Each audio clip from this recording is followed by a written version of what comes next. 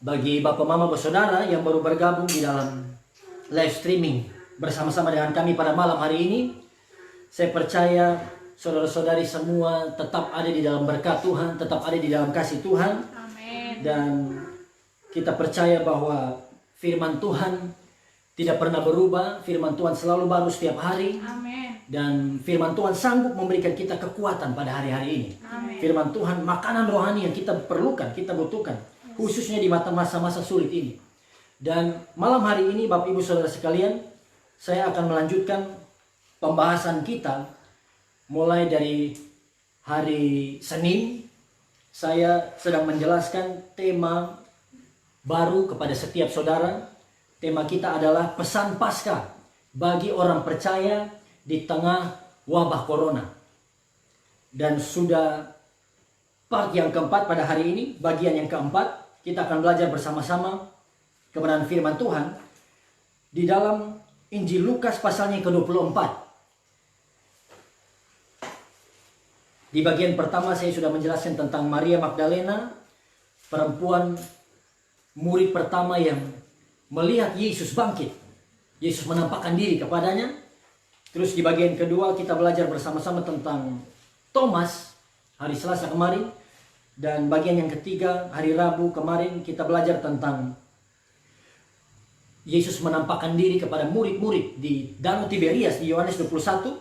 Dan pada malam hari ini kita melanjutkan di Injil Lukas 24. Kita akan baca bersama-sama mulai ayatnya yang ke-13 sampai ayatnya yang ke-18. Ini adalah peristiwa bagaimana Yesus menampakkan diri kepada murid-murid yang sedang dalam perjalanan menuju ke Emmaus. Dan saya percaya pembacaan kita pada malam hari ini ada berkat Tuhan. Amin. Ada pelajaran-pelajaran rohani yang begitu berharga, yang bisa menjadi kekuatan bagi setiap kita. Amin. Bagi setiap kehidupan kita. Kita baca bersama-sama, judul perikopnya adalah Yesus menampakkan diri di jalan ke Emmaus.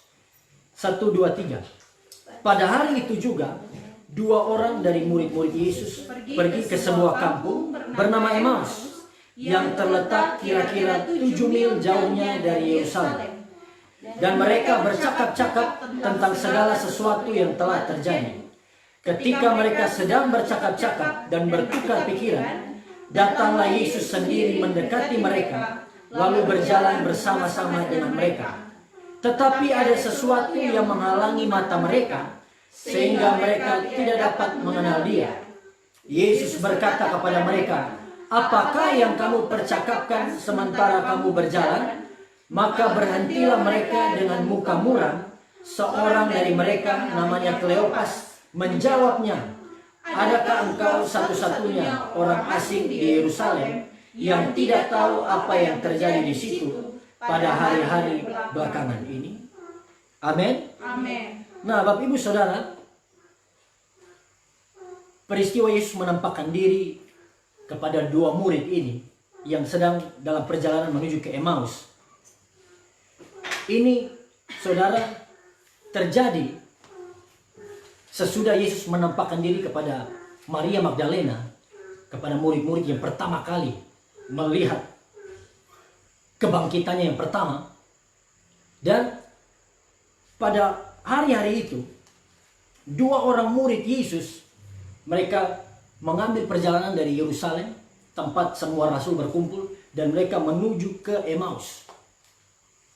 Dan 2 murid ini tidak tertulis namanya di sini, tetapi 2 murid ini adalah Kleopas dan Simon. Bagaimana mereka mengambil jalan, mereka menuju ke Emmaus. Firman Tuhan mencatat jaraknya kira-kira 7 mil jauhnya dari Yerusalem. 7 mil ini sekitar 11 kilometer. Dan mereka pergi dengan berjalan kaki menuju ke Emmaus. Apa yang kita perhatikan dari peristiwa ini, Bapak Ibu Saudara?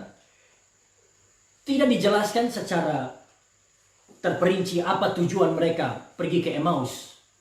Tetapi para teolog mempelajarinya dan memberikan beberapa kemungkinan kenapa mereka pergi ke Emmaus. Mereka bisa pergi ke Emmaus, salah satunya mungkin untuk bertemu dengan keluarga mereka, kerabat mereka yang ada di Emmaus. Atau yang kedua, mereka pergi ke Emmaus karena mereka ingin mundur dari pengiringan mereka dengan Tuhan Yesus. Mereka ingin mundur, mereka ingin meninggalkan Yerusalem, mereka ingin meninggalkan persekutuan murid-murid yang hari-hari itu sedang ada di dalam ketidakpastian. Karena Yesus sudah mati dan Yesus sudah dikuburkan. Bahkan kabar tentang kebangkitan Yesus pun masih banyak yang meragukan pada hari-hari itu.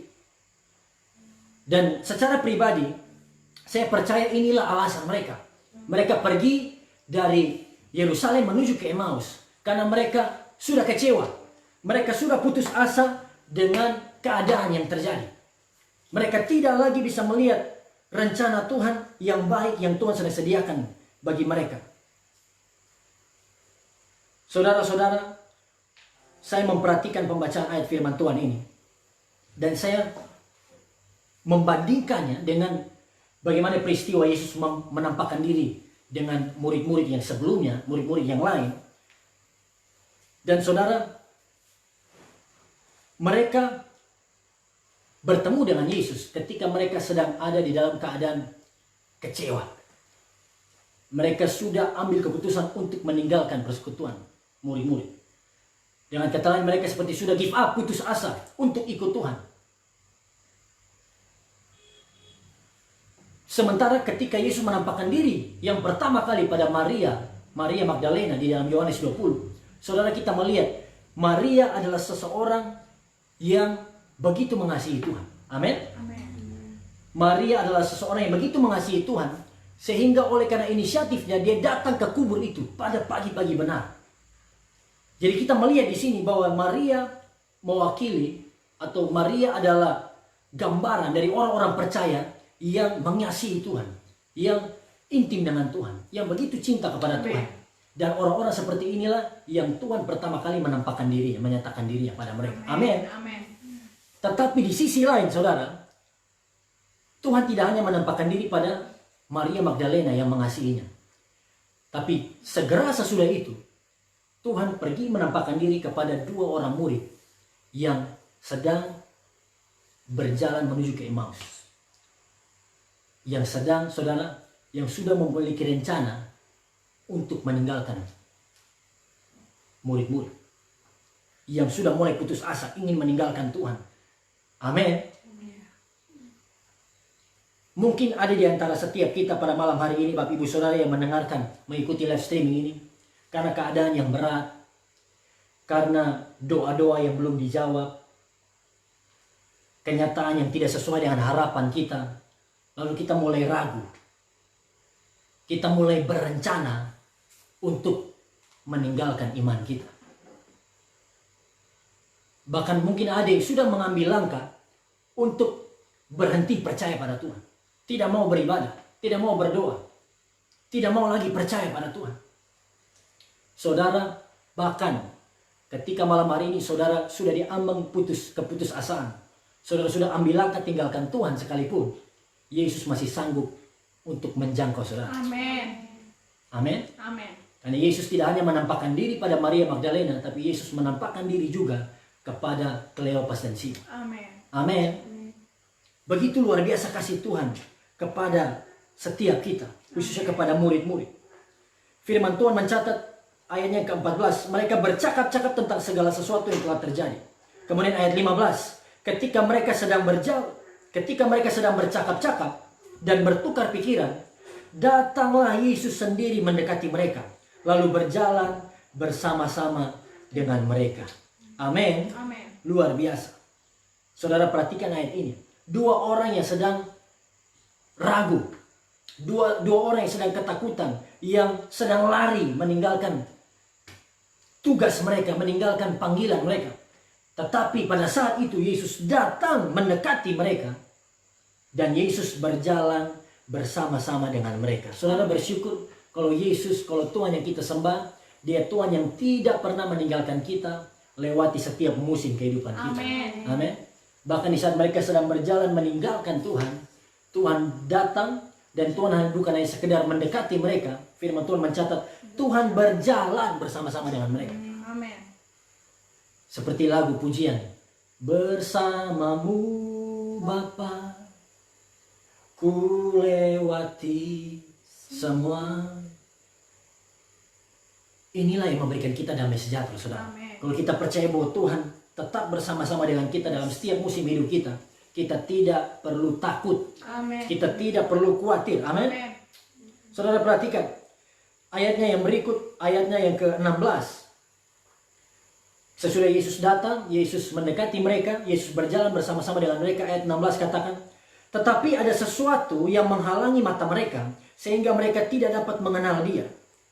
Nah, mereka melihat Yesus secara fisik, mereka melihat Yesus dengan mata jasmani mereka, tapi mereka tidak mengenal Dia.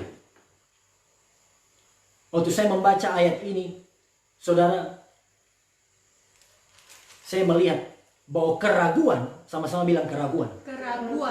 Keraguan, ketidakpercayaan akan membuat mata rohani kita tertutup. Kenapa mereka tidak bisa mengenal Yesus? Saudara, ini sebenarnya mustahil. Mereka sudah 3,5 tahun berjalan bersama-sama dengan Tuhan. Tiap hari bersama-sama Yesus. Bagaimana mereka berjalan, mereka bertemu Tuhan, mereka tidak kenal Tuhan pada hari itu. Firman Tuhan mencatat ada sesuatu yang menghalangi mata mereka. Apa itu? Saya percaya inilah ketakutan, keraguan.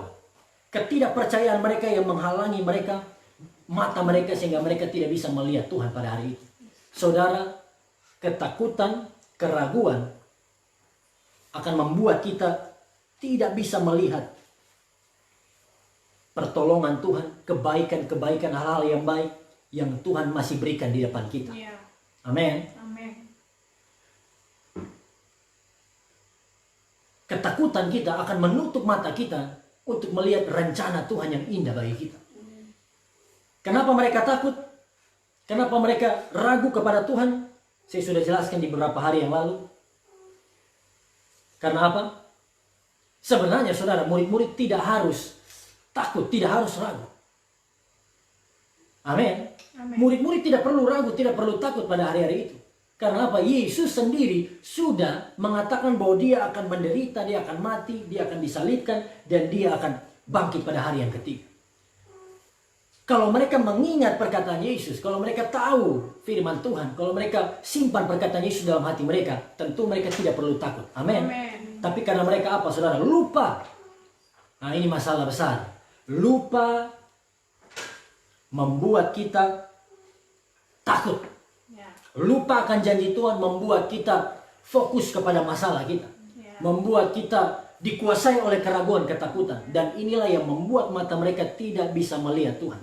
Saya berdoa setiap kita dimanapun kita berada, jangan sampai kita lupa akan firman Tuhan. Amin. Makanya ada ayat katakan, kalungkanlah itu. Ya kan? Taruhlah itu. Firman Tuhan itu harus kita, saudara, renungkan dan kita simpan baik-baik di dalam hati kita.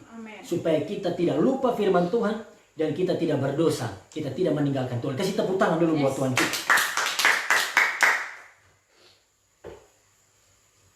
Ketika kita lupa akan janji Tuhan, kita menjadi takut, kita menjadi ragu, dan dampaknya adalah kita mengambil keputusan yang salah.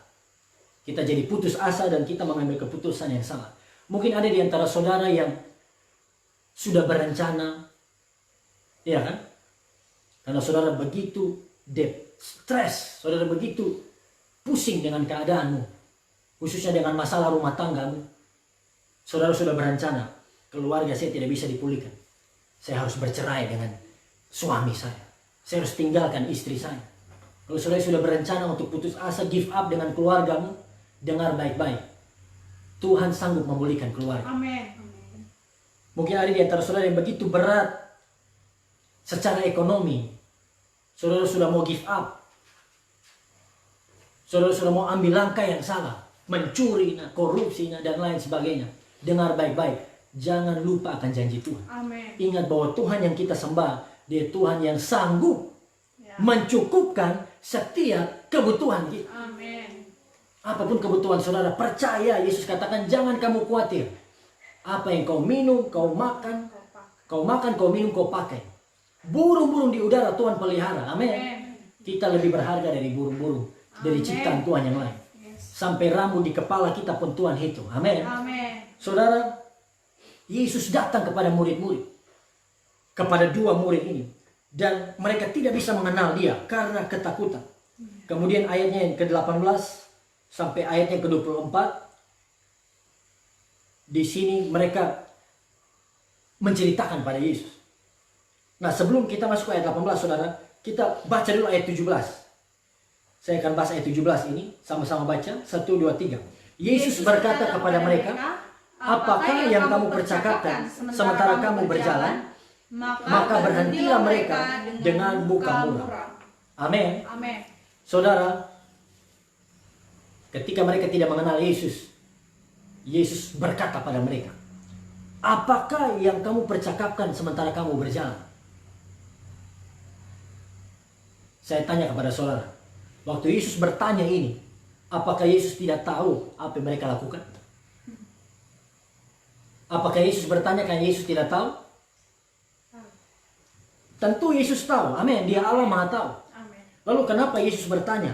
Nah, ini Yesus bertanya kepada dua murid ini karena Yesus ingin mendengar langsung dari mulut mereka. Yesus ingin mendengarkan pengakuan mereka. Amin. Yesus Maha tahu, tapi Yesus ingin dengar pengakuan mereka. Saudara, kenapa kita perlu berdoa? Kenapa kita perlu bicara dengan Tuhan? Walaupun kita tahu Tuhan Maha tahu, Dia tahu segala sesuatu, Dia tahu kebutuhan kita, Dia tahu pergumulan kita.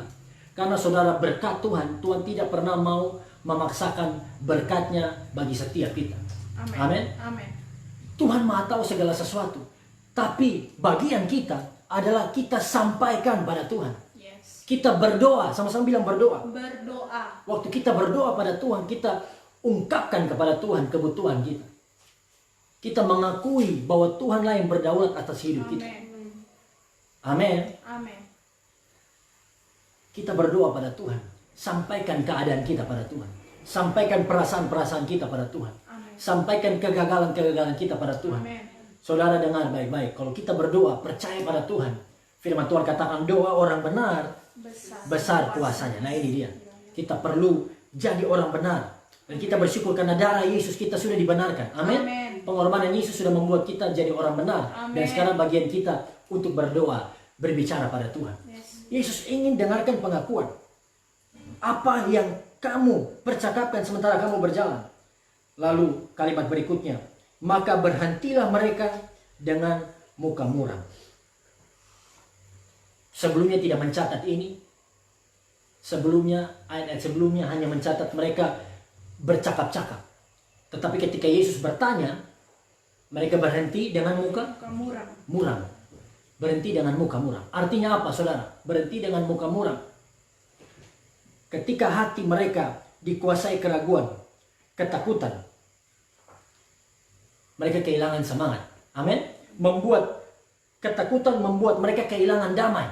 Sama-sama bilang damai. Di Amsal tertulis seperti ini. Semangat yang patah mengeringkan tulang. Siapakah yang dapat memulihkan semangat yang patah? Kalau kita takut, kita ragu, kita akan kehilangan semangat. Dan itu berdampak bahkan kepada tubuh fisik kita. Makanya saya pernah katakan seperti ini. Orang-orang yang bersemangat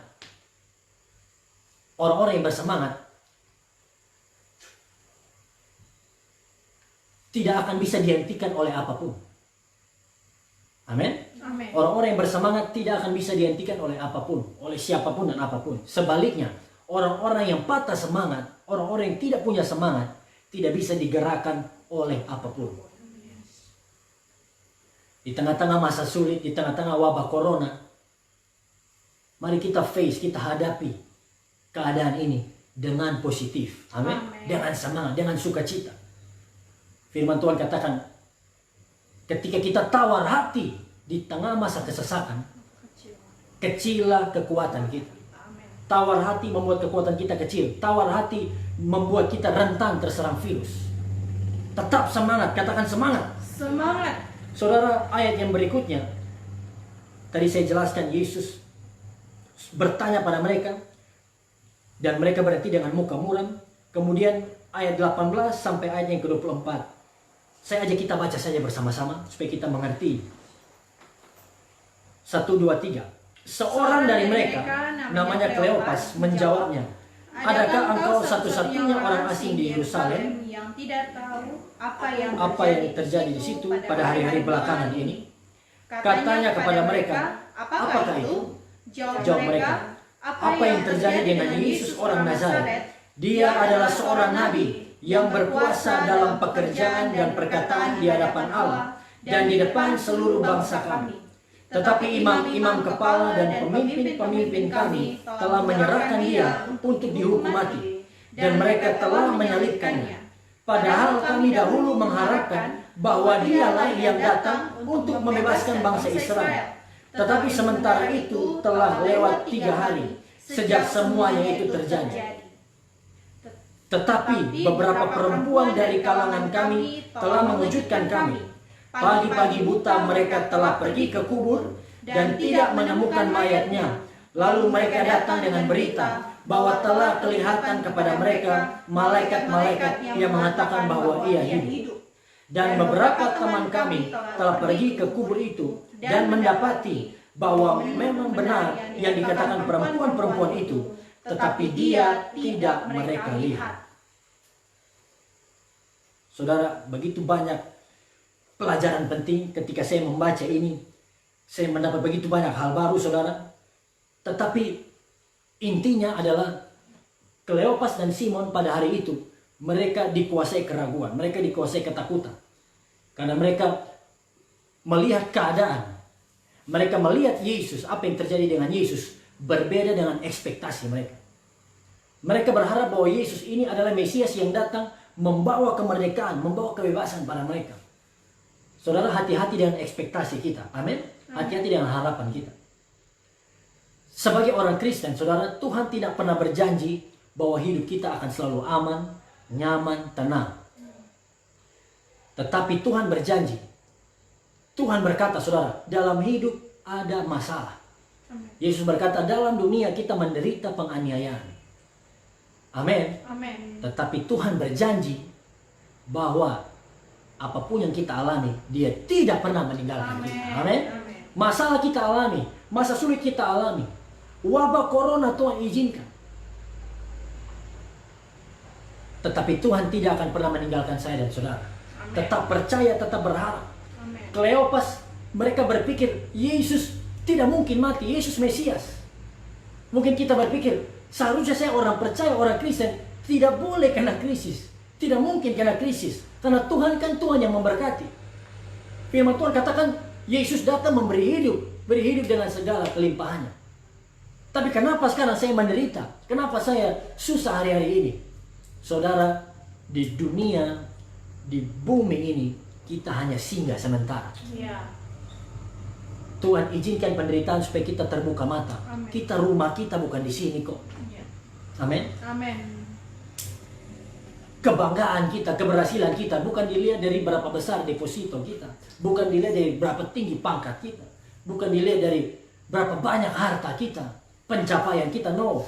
Tapi harta yang sejati, saudara, karena kita tahu Tuhan sudah siapkan upah, Tuhan sudah siapkan rumah, hidup yang kekal, kerajaan surga bagi saya dan saudara untuk selama-lamanya. Kasih tepuk tangan dulu. Haleluya. Dan ayat yang berikut katakan, ketika mereka menjelaskan pada Yesus, sesudah mereka menjelaskan pada Yesus,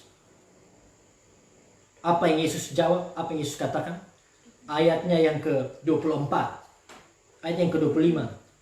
Lalu ia berkata pada mereka, Yesus berkata pada mereka, hai kamu orang bodoh, betapa lambannya hatimu, sehingga kamu tidak percaya segala sesuatu yang telah dikatakan para nabi.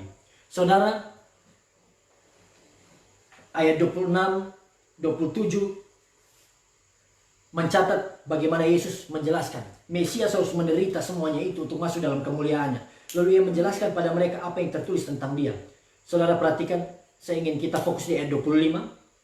Karakter orang Kristen, karakter banyak orang Kristen hari-hari ini adalah seperti di ayat ini. 2, bodoh. Yang kedua apa? Lamban untuk percaya. bodoh, lamban untuk percaya. Kenapa? Karena banyak orang percaya lupa akan firman Tuhan. Kleopas dan Simon lupa akan firman Tuhan dan mereka jadi bodoh, lamban untuk percaya. Mereka sudah dengar dari Yesus tapi mereka tidak percaya bahwa Yesus harus menderita. Kita sudah dengar firman Tuhan bahwa Tuhan Allah yang Maha Kuasa. Dia sanggup menolong kita. Dia tidak meninggalkan kita. Tapi kita masih khawatir, kita masih takut. Bodoh kan? Lamban untuk percaya. Di Injil berulang kali Yesus katakan, hai kamu orang-orang yang kurang percaya. Kleopas dan Simon melihat dengan mata fisik. Bapak ibu saudara, kalau kita lihat keadaan kita dengan mata fisik kita saja, kita akan mudah cemas. Amin. Kita mudah depresi. Iman kita mudah ciut. Tapi firman Tuhan katakan kita hidup. Orang benar bukan hidup karena melihat. Tapi kita hidup karena kita percaya. Amin. Orang-orang percaya bodoh dan lamban. Yesus menjelaskan ayat 26. Bukankah Mesias harus menderita semuanya itu untuk masuk ke dalam kemuliaannya? Ini untuk keberapa kalinya Yesus berulang-ulang kali sampaikan. Tidak mereka mengerti. Ayat 27. Lalu apa? Ia menjelaskan kepada mereka apa yang tertulis tentang dia dalam seluruh kitab suci, mulai dari kitab-kitab Musa dan segala kitab nabi-nabi. Amin. Amin. Bapak ibu saudara, saya percaya peristiwa ini, khususnya perkataan Yesus ini adalah kekuatan, ini adalah peneguhan bagi setiap kita yang hidup di tahun 2020. Amin. Amin. Kleopas dan Simon, mereka pernah lihat Yesus. Mereka dengar langsung dari Yesus. Mereka tetap tidak percaya. Oleh sebab itu Yesus jelaskan kepada mereka dari kitab-kitab para nabi. Apa kitab para nabi? Perjanjian lama. Karena pada masa itu tidak ada perjanjian baru. Kitab orang-orang Yahudi adalah perjanjian lama. Dan Yesus jelaskan pada mereka segala sesuatu di dalam kitab-kitab para nabi. Artinya apa saudara? Ini peneguhan bagi kita. Kita yang hidup di 2020. Kita tidak pernah lihat Yesus secara face to face. Tapi kita punya firman Tuhan. Amin. Kita punya Alkitab. Yesus ingin kita melihat dia di dalam kitab-kitab para nabi. Yesus jelaskan tentang dia di dalam kitab-kitab para nabi di seluruh perjanjian lama. Karena apa saudara? Semua perjanjian lama itu berpusat kepada Yesus. Amin. Semua adalah bayangan dari Yesus. Saya percaya Yesus mulai menjelaskan satu persatu. Kejadian 3 ayat 15. Bagaimana keturunan perempuan yang meremukkan kepala ular. Itu adalah Yesus. Yusuf, seseorang yang dijual. Kemudian dibenci oleh saudara-saudaranya, dikasihi oleh ayahnya. Begitu identik dengan Yesus. Anak domba Paskah yang bangsa Israel sembeli, darahnya mereka taruh di depan pintu. Lambang dari Yesus. Yosua dan seluruh perjanjian lama, semua adalah bayangan dari Yesus. Amin. Mereka tidak lihat Yesus secara fisik. Tapi kalau di firman Tuhan mereka mengerti. Semua firman Tuhan kita bisa melihat pribadi Yesus. Amin. Apalagi saya dan saudara, kita sudah terima perjanjian lama, perjanjian baru. Harusnya kita lebih lagi percaya pada Tuhan. Amin. Kasih tepuk tangan dulu buat Tuhan kita. Yesus menjelaskan pada mereka tentang dirinya di dalam kitab suci. Kemudian untuk mempersingkat waktu, Bapak Ibu Saudara, kita baca bersama-sama ayat 28 sampai ayatnya yang ke-31. 1, 2, 3. Mereka mendekati kampung yang mereka tuju, lalu ia berbuat seolah-olah hendak meneruskan perjalanannya. Tetapi mereka sangat mendesaknya. Katanya, tinggallah bersama-sama dengan kami, sebab hari telah menjelang malam dan matahari hampir terbenam. Lalu masuklah ia untuk tinggal bersama-sama dengan mereka. Waktu ia duduk makan dengan mereka, ia mengambil roti, mengucap berkat, lalu memecah-mecahkannya dan memberikannya kepada mereka. Ayat 31. Ketika itu terbukalah mata mereka dan mereka pun mengenal dia, tetapi ia lenyap dari tengah-tengah mereka. Amin. Firman Tuhan mencatat berikutnya. Singkat cerita, mereka masuk bersama-sama dengan Yesus. di rumah itu, di rumah mereka. Dan ayat 30 mencatat, waktu dia duduk makan bersama dengan mereka, apa yang terjadi? Yesus mengambil roti, Yesus mengucap berkat, Yesus memecah-mecahkannya, dia berikan pada mereka. Apa ini saudara? Perjamuan Tuhan, Holy Communion. Ketika mereka lupa akan janji Tuhan, mereka ragu akan janji Tuhan, mereka tidak kenal Yesus. Tapi segera ketika mereka duduk makan bersama, dan Yesus melakukan seperti yang biasanya dilakukan sebelumnya, dia memecahkan roti, dia memberikan pada mereka. Firman Tuhan mencatat, mata mereka terbuka. Amin. Amin. Amin. Saudara, karya Paskah, pengorbanan Yesus, ketika kita mengalami karya Paskah, ketika kita mengalami kasih Tuhan, mata rohani kita akan terbuka. Amin. Apa artinya roti dan anggur? Roti lambang dari tubuh Yesus, anggur lambang dari darahnya. Darah Yesus dicurahkan untuk pengampunan dosa bagi banyak orang. Tubuh Kristus dipecah-pecahkan. Inilah, saudara, tubuh yang diberikannya bagi kita. Sehingga ketika kita ambil bagian dalam roti dan anggur ini, saya percaya kita mengalami kesembuhan secara fisik. Amin. Amin. Waktu mereka mengambil perjamuan itu, mereka makan dengan Yesus, mata mereka terbuka. Amin. Saya berdoa di tengah-tengah wabah corona ini, ketika banyak mata orang-orang Kristen mulai tertutup karena kesulitan, karena penderitaan, karena realita yang berbeda dengan ekspektasi. Saudara dengar baik-baik. Ambil bagian dalam perjamuan Tuhan. Amin. Spend time. Renungkan firman Tuhan. Mereka makan. Saya percaya makan di sini bicara bukan hanya makan fisik, makanan jasmani, tapi makanan rohani. Amin. Saudara, spend time untuk baca firman Tuhan, renungkan firman Tuhan. Di tengah-tengah masa sulit ini, firman Tuhan yang sanggup berikan kita kekuatan. Amin. Amin. Memberikan kita kemampuan untuk melewati semuanya. Amin. Firman Tuhan, karya Yesus, karya Paskah ingin membuka mata-mata rohani kita yang tertutup. Kasih tepuk tangan buat Tuhan kita Yesus. Dan di bagian penutup saudara, apa yang terjadi?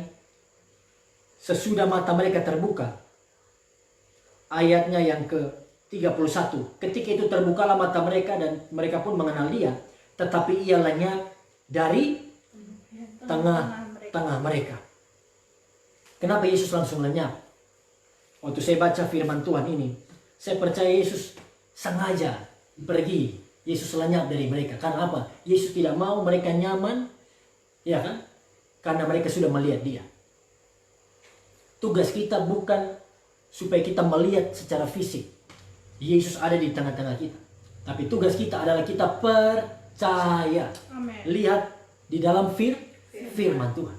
Apa yang firman katakan tentang dia pasti akan digenapi. Amin. Saudara, ayatnya yang ke-32 bagian terakhir sampai ayat 35 kita baca bersama-sama. Kata mereka seorang kepada yang lain, bukankah hati kita berkobar-kobar ketika ia berbicara dengan kita di tengah jalan dan ketika ia menerangkan kitab suci kepada kita? Lalu bangunlah mereka dan terus kembali ke Yerusalem. Di situ mereka mendapati ke-11 murid itu, mereka sedang berkumpul bersama-sama dengan teman-teman mereka. Saudara perhatikan, bagian terakhir, apa yang terjadi? Segera sesudah mereka terbuka mata, mereka mengenal Yesus. Amin. Segera sesudah mereka ambil bagian dalam perjamuan Tuhan, tubuh dan darah Yesus, mereka merenungkan dan mengalami kasih Tuhan kembali, pengorbanan Tuhan kembali. Pada malam itu juga mereka langsung bisa, saudara, kembali ke Yerusalem. Saudara perhatikan, jarak dari Emmaus ke Yerusalem 11 km. Mereka baru saja menghabiskan waktu, kalau dengan jalan kaki itu 2 jam. 2 jam berjalan kaki dari Yerusalem ke Emmaus. Sampai di Emmaus, ketika mereka makan perjamuan, sesudah makan perjamuan dengan Tuhan, mereka langsung kembali ke Yerusalem. Dalam 1 hari berapa kilo? 22 kilo. Pergi dan pulang segera sesudah itu. Saudara, saya percaya waktu mereka ambil bagian dalam perjamuan Tuhan, sesuatu terjadi pada tubuh fisik mereka. Amin. Amin. Ada kekuatan baru yang Tuhan berikan. Ada pemulihan bagi tubuh mereka. Amin. Saudara percaya karya Paskah, pengorbanan Yesus di kayu salib sanggup menyembuhkan setiap sakit penyakit di tubuh kita. Amin. Tugas kita adalah apa? Percaya.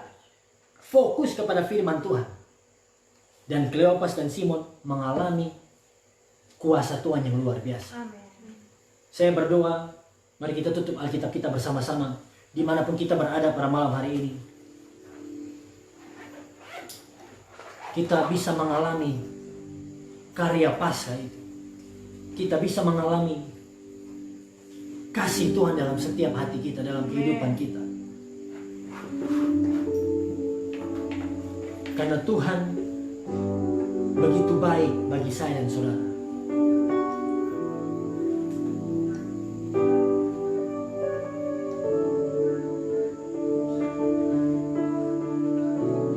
Saya begitu bersyukur karena Tuhan tidak hanya mencari orang-orang benar. Yesus tidak hanya menampakkan diri kepada Maria Magdalena yang begitu mengasihi dia, tapi Yesus juga menampakkan diri, saudara, kepada Kleopas dan Simon, dua orang yang sudah meninggalkan Yerusalem dan menuju ke Emmaus. Kalau saudara malam hari ini mulai ragu, mulai tidak percaya dengan karya Tuhan, dengan janji Tuhan, dengar baik-baik. Tuhan tidak pernah mengingkari janjinya. Kalau kita berpegang pada janjinya, kalau kita percaya kepadanya, Dia adalah Tuhan yang setia bagi kita. Amin. Bahkan di tengah-tengah ketidakpercayaan, di tengah-tengah kesalahan yang kita perbuat, Dia ingin berjalan bersama-sama dengan kita. Amin.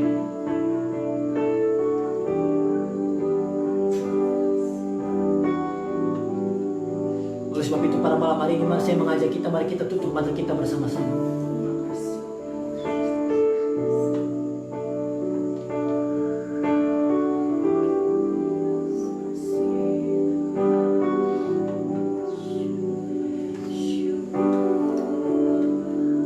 Ayat berikutnya mencatat, sesudah itu mereka kembali ke Yerusalem, saudara. Terjadi pemulihan bagi tubuh fisik mereka. Ada kuasa, kekuatan supranatural, kekuatan ilahi yang mereka terima dan membuat mereka sanggup kembali pada saat itu.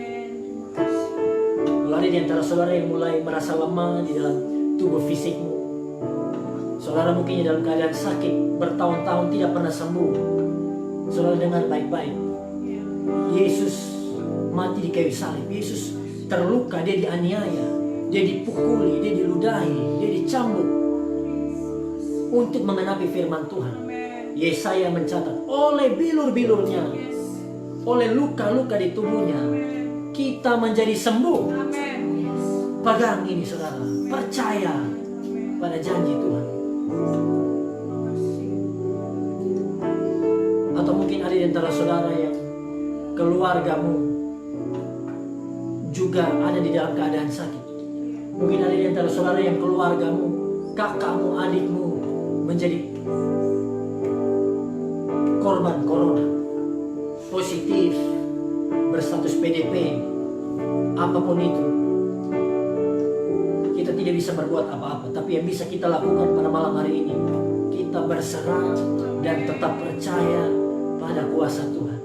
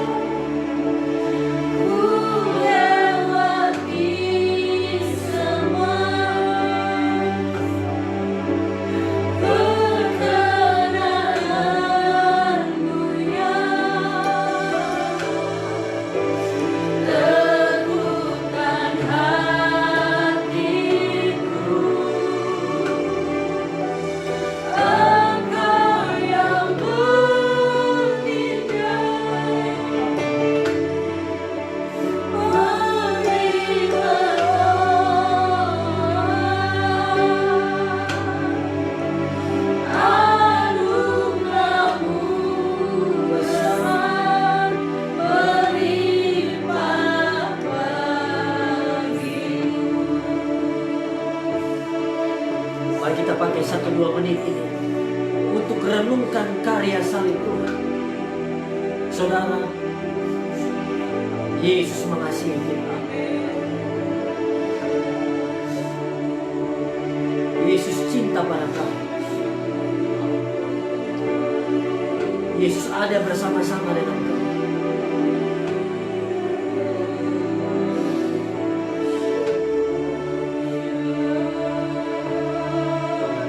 Dia begitu mengasihi kita, dia berikan nyawanya. Kasihnya begitu besar bagi kita semua. Mari bersyukur buat kasih Tuhan.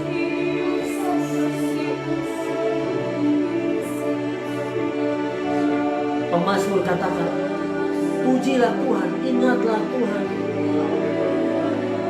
Ingatlah seluruh kebaikan. Dia yang mengampuni setiap kesalahan kita.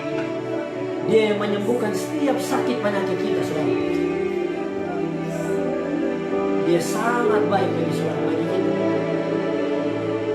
Ketika kita mengalami kasih Tuhan, ketika kita sadar akan kasih Tuhan, saya percaya kita tidak perlu takut, kita tidak perlu khawatir. Apalagi kita tidak perlu putus asa. Jadilah seperti Ayub. Apakah kita mau terima yang baik saja dari Tuhan?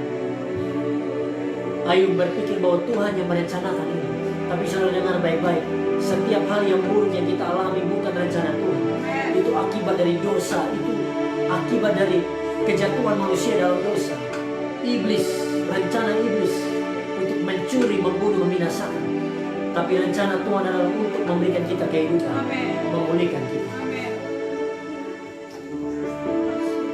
Puji Tuhan, terima kasih buat kebaikan-Mu Tuhan. Terima kasih Yesus. Pada malam hari ini juga saya ingin mengajak kita menaikkan doa kita bersama-sama.